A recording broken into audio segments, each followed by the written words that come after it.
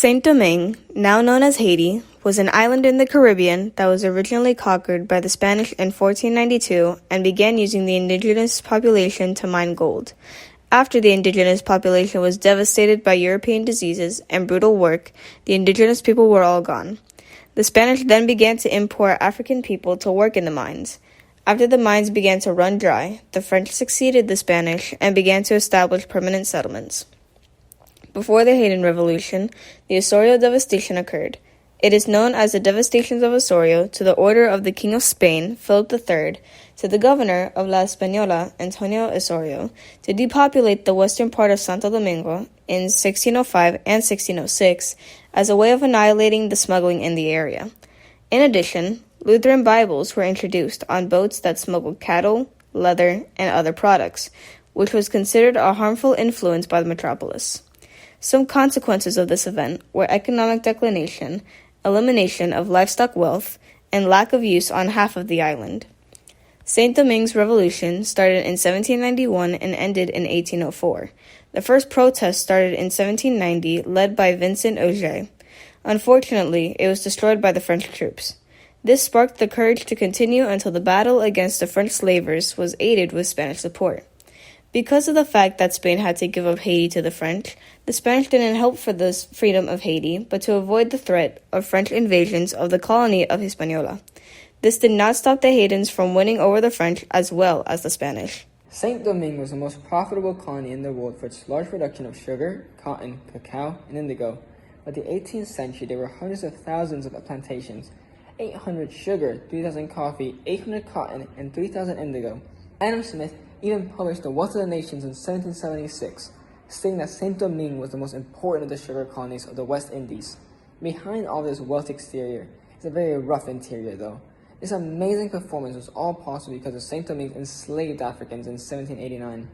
This French colony had a population of about 500,000 African slaves, 32,000 European colonists, and 24,000 Afranquis, people of African and European descent. In 1791, slaves and Africans rebelled against their masters and administrators in order to begin their fight for freedom and equal rights for themselves. The warfare took place, destroyed the capital and infrastructure of the economy, and Haiti's declaration of independence in 1803 caused an even worse economic decline that left the island in poverty. Haiti lacked diplomatic and trade relations with other nations. It also lacked investments since payment to the French left the country in debt. To get rid of life of plantations, Haiti moved towards sustenance farming and away from the plantation agriculture. Sadly, the island couldn't rebuild the wealth it once had, and is now among the poorest nations in the world, and is the single poorest country in the Western Hemisphere. Because of the brutality of the punishments and abuse, the people got tired of this treatment and revolted against the French Empire. For some time, Spain helped the slaves revolt against the French, not because they wanted to help the slaves, but because they saw the French as a threat to the empire. After the Haitians revolted against Spain and took the western part of La Española and dominated the island. Some important figures of this revolution are Toussaint Louverture and Jean-Jacques Dessalines. In 1802, Toussaint was the leader of the new nation because they thought they had won the war. But Napoleon sent 25,000 soldiers to get back the colony, extending the war for 2 more years. In the same year, the war took an extremely violent turn. Once Napoleon's troops arrested Louverture and sent him to France, hundreds of French people were murdered by their old slaves, and the strategy of retreat with burning was adopted. The strategy consisted of retreating while burning everything behind them to upset the French of food and goods. The French who survived had to escape so they didn't face the wrath of the Haitians. Some of them went to other countries to repeat exactly what they did in Saint Domingue. One of them was Puerto Rico. In 1804, the French troops went back to France defeated, and Jean-Jacques declared independence.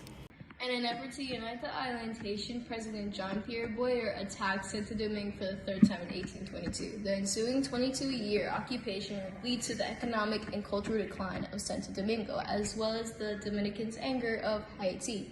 Most of Santo Domingo's agriculture had been scaled back to subsistence levels, and exports had sharply decreased. The property of Dominican landowners was redistributed to Haitian officials as a result of their immigration, and the habit of Haitian soldiers seizing goods from the countryside only made matters worse. the Haitians made cultural adjustments to reduce the Catholic Church's dominance. They removed the majority of the surviving ties to Rome, confiscating church property, and expelled the foreign clergy. These acts were viewed as a grave insult by the devout Catholics who made up the majority of Dominicans, and only served to fuel their hostility for Haitians. The manumission of a few remaining slaves in the colony was the only constructive change made by the Haitians.